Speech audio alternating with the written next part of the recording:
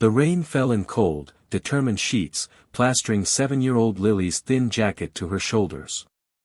It was a miserable, gray Tuesday, the kind of day that felt like the world had given up trying. Each drop that slid down the imposing glass walls of Mercy General Hospital seemed like a tear for her mother, Sarah, who stood shivering beside her, leaning heavily against the cold brick facade. Sarah's breath came in ragged, shallow puffs, each one a tiny cloud of white that was instantly snatched away by the wind. Lily squeezed her mother's hand, her small fingers lost in Sarah's cold, trembling grip. She looked up at her mom's face, a face that used to be full of sunshine and easy laughter, now pale and etched with lines of pain that a woman of 32 should never have to wear. A deep, wet cough racked Sarah's body, and she doubled over, one hand pressed against the granite wall for support, the other clutching her chest as if trying to hold herself together. They had been here for an hour, standing outside the gleaming automatic doors that had hissed shut on them with a cold, definitive finality. Denied. Again. The word echoed in Lily's mind, a dull, painful thud that matched the ache in her heart. Inside, it was warm. Lily could see the buttery glow of the lights in the lobby, the clean, polished floors, the comfortable-looking chairs where people sat waiting, their faces bored or anxious, but not desperate. Not like them. For Lily and her mother, those doors were like the gates to a fortress, guarded by a dragon whose name was Policy. The dragon's human form was a man named Mr. Abernathy. He had a tight, thin-lipped smile that never reached his eyes and a voice as smooth and cold as the marble desk he stood behind. He had looked at their paperwork, his finger tracing a line on a page before he shook his head with rehearsed pity. "I'm sorry, madam," he had said, not sounding sorry at all. "Your coverage lapsed 90 days ago. Without proof of active insurance or a substantial down payment, I cannot admit you." Hospital policy. It was a word that meant nothing and everything. It was a wall they couldn't climb, a door they couldn't open. It didn't care that Sarah could barely stand, or that the infection in her lungs was getting worse every day, a fire that was slowly stealing all the air from her. It didn't care that her husband, Lily's father, had served his country for 12 years, only to be taken by a roadside bomb in a place that didn't even have a name Lily could pronounce. It didn't care that his veterans' benefits were tangled in a web of bureaucracy so thick that they hadn't seen a cent in over a year. Policy only cared about the numbers on a screen. And their numbers were all red. Lily looked down at her worn sneakers, at the way the rainwater pooled around them. She tried to be brave. Her daddy had been brave. Her mommy was brave every single day, getting up and trying to fight even when she was so tired. Now it was her turn. She tucked her chin and blinked back the hot tears that threatened to mix with the cold rain on her cheeks. She would not cry. Not here.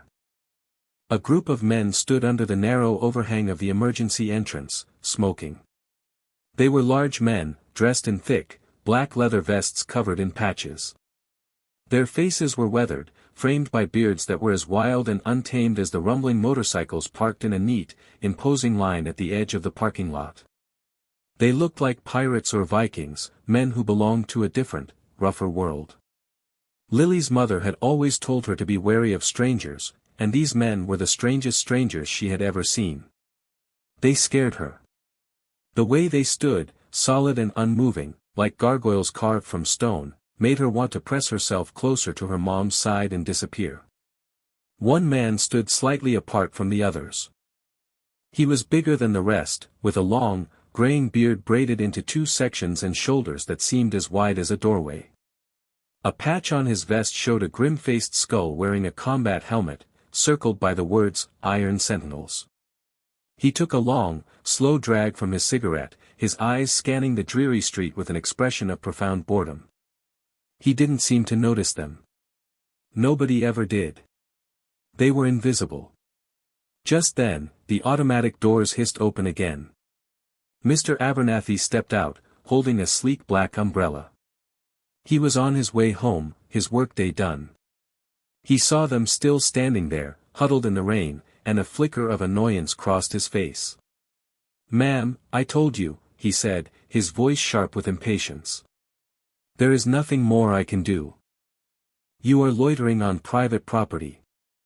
I must ask you to leave before I am forced to call security." Sarah tried to speak, to plead one more time, but the effort was too much.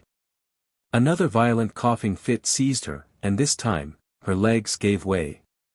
She crumpled, sliding down the wet brick wall until she was sitting on the damp pavement, her head bowed, her body shaking uncontrollably. That was it. The wall inside Lily broke. The bravery, the resolve, the desperate attempt to be a grown-up, it all shattered into a million tiny pieces. A sob tore from her throat, raw and loud. Her mommy was sick. Her mommy needed help. And this mean man was sending them away. Her gaze, blurred by tears, darted around wildly, searching for something, for anything. It landed on the big, scary man with the braided beard. He had turned his head slightly, his cigarette paused halfway to his lips. His eyes, dark and unreadable, were on them now. On her mother. On Mr. Abernathy. Fear and desperation wrestled inside Lily's chest. The man was terrifying. He looked like every monster from every storybook. But Mr. Abernathy was a monster, too, a real one. And a deep, primal instinct, a child's last-ditch hope, screamed that the leather-clad giant might be the only person in the world who could fight him. Before she could think, before the fear could win, her little legs were moving. She ran, splashing through the puddles, her worn sneakers making slapping sounds on the concrete. She ran right up to the biker, a tiny, drenched figure against his massive frame. She didn't know what to say. The words were all stuck in her throat. So she just did what her heart told her to do. She reached out with a trembling hand and tugged on the thick, worn leather of his vest. He looked down, and for the first time, she saw his eyes up close. They weren't bored anymore. They were sharp, intelligent, and held a flicker of something she couldn't name. Surprise? The words finally came, tumbling out in a desperate, tear-choked cry. "Please, mister," she wailed, her voice cracking. "They won't let my mommy in the hospital." The biker's name was Jed, but everyone called him Preacher. Not because he was religious, but because when he spoke, people listened. He had a voice like gravel being poured over rocks, and a gaze that could strip a man of all his pretenses. He had seen a lot in his 58 years, 2 tours in a jungle that tried to swallow him whole, the birth of his children, the death of his wife, the founding of a brotherhood built on chrome, steel, and unbreakable loyalty. He thought he had seen it all. But he had never seen a child with so much desperation in her eyes. It was a raw, primal thing, a sight that cut straight through the calloused layers he had built around his heart. He looked from the little girl's tear-streaked face to the woman slumped against the hospital wall, gasping for air. Then his gaze shifted to the man in the suit, the one holding the umbrella, whose face was a mask of cold indifference. Preacher dropped his cigarette and crushed it under the heel of his heavy boot. "What did you say, little girl?" he asked, his voice softer than she would have thought possible. "My mommy's sick," Lily sobbed, pointing a shaking finger at Sarah. "She can't breathe good. And that man," she pointed at Abernathy, "he said we have to go away. He said it's policy." Preacher's eyes narrowed. He took a slow step forward, and then another, moving with a deliberate, unhurried grace that was somehow more intimidating than any sudden movement could have been. The other bikers under the overhang straightened up, their casual postures vanishing. They watched their president, silent and ready. Abernathy took an involuntary step back as Preacher approached. The sheer size of the man was overwhelming. "Sir, this is a private matter," Abernathy said, trying to keep his voice steady. "Doesn't look private to me," Preacher rumbled, his gaze flicking to Sarah. "Looks to me like you're turning away a sick woman in the middle of a storm." "We have procedures," Abernathy snapped, regaining a sliver of his bureaucratic authority. "Her insurance is invalid. She has no means to pay. I cannot admit her. It is not my decision, it is the hospital's policy." Preacher stopped directly in front of him, close enough that Abernathy had to crane his neck to look up. The rain dripped from the brim of Preacher's non-existent hat, running in rivulets down his weathered face. Policy, he repeated, the word tasting like something rotten in his mouth. He glanced back at Lily, who was watching him with wide, hopeful eyes. You know, I've got a policy, too. We take care of people who need it. Especially when some suit tells them to go die in the rain. He reached into his vest and pulled out a thick, worn leather wallet. He flipped it open and pulled out a platinum credit card. Run this, he said, holding it out. For the down payment. Whatever you need. Abernathy stared at the card as if it were a snake. He looked from the card to Preacher's patched vest, his tattooed hands, his hard eyes. A sneer touched his lips. We don't accept charity from just anyone. We would need to verify the funds, run a credit check. It was the wrong thing to say. It was the dismissal, the assumption, the casual cruelty of it all. Preacher didn't get angry. He got calm. It was a terrifying sort of calm. He slowly retracted the card and put his wallet away. He turned to Lily. What's your name, sweetheart? Lily, she whispered. Okay, Lily. You see that coffee shop across the street? The one with the green sign. He pointed with his chin. Lily nodded. I want you to take your mom over there. Get inside where it's warm. I'm gonna buy you both the biggest hot chocolates they've got. You just sit tight. Help is coming. I give you my word. He looked over his shoulder at one of his men, a younger biker with the word Deacon stitched on his vest. Deacon, go with them. Make sure they're comfortable. Get them whatever they want. Deacon nodded once, a sharp, decisive movement. He gently guided Lily back to her mother and helped Sarah to her feet, his touch surprisingly gentle. He supported her as they slowly made their way across the street, a giant, leather-clad guardian angel. Preacher turned his attention back to Abernathy, who was now looking distinctly nervous. You should have taken the card, Preacher said, his voice a low growl. He pulled out his phone, his thumb swiping across the screen. He made a single call. It's me, he said into the phone. Call the chapters. All of them. I need a family meeting. Mercy General. Now, he listened for a moment. No, it's not a brother. It's a brother's family. And they've been dishonored. He hung up without saying goodbye. He looked Abernathy dead in the eye. You've got about an hour to change your mind about that policy. Then he turned and walked back to his men, leaving the hospital administrator standing alone in the rain, a cold seed of dread beginning to sprout in his stomach.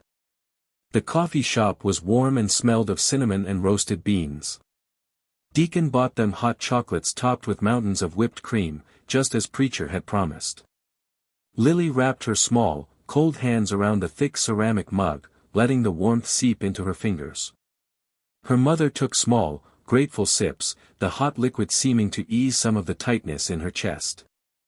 They sat at a small table by the window, watching the rain streak down the glass. Deacon sat with them, a silent, watchful presence. He didn't say much, but he refilled their drinks and made sure Sarah was comfortable, tucking a napkin around her when she started to cough again. An hour passed. Then another. The initial flare of hope in Lily's chest began to dim, replaced by the familiar, heavy feeling of disappointment. The big man had been kind, but he was gone now. He and his friends had stayed outside for a while, then they too had disappeared. Maybe he had just been trying to be nice.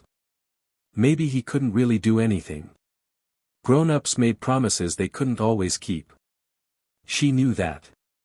She looked at her mother, who had her eyes closed, her breathing still shallow and labored. The warmth of the shop was a temporary comfort, but it wasn't medicine. It wasn't a doctor. It wasn't going to fix what was broken inside her mom. The tears started to well up again, hot and stinging. She had been so stupid to believe. So stupid to hope. Across the street, the hospital stood like a monument to their failure. Mr. Abernathy was probably in his warm office, sipping his own coffee, having already forgotten about the woman and child he had banished into the storm. The world was just as cold and unfair as it had been 3 hours ago. Nothing had changed. And then, Lily felt it. A vibration. It was faint at first, a tiny tremor in the floorboards, a slight rattling of the sugar packets in their glass dispenser on the table. Sarah opened her eyes, a confused look on her face. Deacon, however, lifted his head, a slow smile spreading across his face. He knew that feeling. He knew that sound. The vibration grew stronger, a deep, resonant hum that seemed to be coming from the very bones of the earth. It grew into a rumble, then a roar, a sound that wasn't like thunder. Thunder was a crack and a boom, wild and chaotic. This was different. This was rhythmic, powerful, and organized. It was the sound of 100 synchronized heartbeats made of steel and fire. Lily scrambled to the window, pressing her face against the cool glass. She looked down the long, wet street. At the far end, where the road disappeared into the gray mist of the rain, she saw a light. A single, bright headlight. Then it was joined by another, and another. A V-formation of lights, cutting through the gloom. Behind them, more lights appeared. Dozens of them. Then 100. A tidal wave of chrome and black leather was pouring into the street, a river of steel that flowed directly toward the hospital. The sound was deafening now, a ground-shaking roar of engines that rattled the windows of the coffee shop and made the cars parked along the curb tremble. People on the sidewalk stopped, their umbrellas forgotten as they stared, mouths agape. Faces appeared in the windows of the hospital, first one, then dozens, their expressions a mixture of fear and utter disbelief. The entire street, for 4 blocks, was filled with motorcycles. There were hundreds of them, maybe more. They moved with a slow, disciplined precision, like a cavalry division on parade. They were an army. They pulled up in front of the hospital, filling the entire parking lot, lining the curbs, blocking the entrance and exit. They cut their engines one by one, the thunderous roar fading into a series of pops and clicks, until an eerie silence fell over the street, broken only by the gentle patter of the rain. From his office window on the 3rd floor, Mr. Abernathy watched the scene unfold. His face, which had been smug and self-satisfied, had turned the color of old parchment. His hands trembled as he gripped the windowsill. He had thought the biker was bluffing. He had thought it was an empty threat from a lowlife. He had been wrong. Horribly, catastrophically wrong. The doors to the coffee shop opened, and Preacher walked in, the rain glistening on his leather vest. He walked over to their table and knelt down in front of Lily, bringing himself to her eye level. "See, little girl," he said, his voice a low, comforting rumble. "I told you. Help is here." He smiled, a genuine, warm smile that transformed his rugged face. "Family's here." Preacher led them back across the street. The sea of bikers parted for them, creating a clear path to the hospital doors. Lily walked beside him, her small hand swallowed up in his large, calloused one. She wasn't scared anymore. She looked at the faces of the men and women who sat on their silent machines. They were all looking at her, and their expressions weren't menacing. They were protective. They were solemn. They were family. Mr. Abernathy was waiting for them just outside the entrance, flanked by 2 overwhelmed-looking security guards. His arrogance was gone, replaced by a sheen of terrified sweat on his brow. "What is the meaning of this?" he stammered, his voice thin and reedy. "This is an invasion. I'm calling the police." Preacher didn't even look at him. He looked past him, into the hospital lobby, where doctors and nurses had gathered, their faces pale. "We don't want any trouble," Preacher announced, his voice booming in the sudden quiet. "We're here to pay a bill." He nodded to one of his men, a biker with "Treasurer" stitched on his vest. The man stepped forward, carrying a heavy-duty metal briefcase. He set it on the wet ground in front of Abernathy and clicked the latches. He opened the lid. It was filled with cash. Stacks and stacks of 20s, 50s, and 100s, all neatly bundled. "This is for Sarah's admittance and initial care," the treasurer said, his voice flat and businesslike. "A wire transfer for $100,000 has already been sent to the hospital's financial department to establish a continuing care fund for her. It should have arrived about 5 minutes ago. You might want to have someone check on that." Abernathy stared at the money, his mind unable to process what was happening. "But, who are you people?" he whispered. Preacher finally turned his gaze on him, and it was as cold and hard as granite. He pointed a thick finger at Lily. This little girl's father was Sergeant Michael Williams. United States Army Ranger. 2 tours. Bronze Star. Purple Heart. He paused, letting the words hang in the air. He was also St. Mike, a founding member of the Iron Sentinels Motorcycle Club. He was our brother. When he died, he left behind a wife and a daughter. Our club has a code. It's a simple one. We take care of our own. That woman is his widow. That child is his daughter. They are our family. And you," Preacher took a menacing step forward, "you left them to suffer in the rain because of a policy." As if on cue, 2 news vans screeched to a halt at the edge of the blockade of bikes. Reporters and cameramen jumped out, their equipment aimed at the incredible scene. A sleek black car pulled up behind them, and a man in a sharp suit got out, carrying a briefcase. "That," Preacher said with a nod toward the man, "is our lawyer. He's also a club member. And he finds your hospital's treatment of a veteran's widow to be legally questionable. Especially now that it's on the evening news." Abernathy's face crumpled.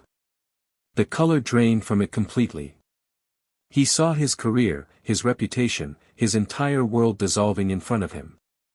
He looked around for help, but the security guards were staring at the bikers, the nurses were staring at Sarah with newfound sympathy, and the hospital's chief of staff was already pushing through the crowd, his face a mask of controlled fury aimed directly at Abernathy.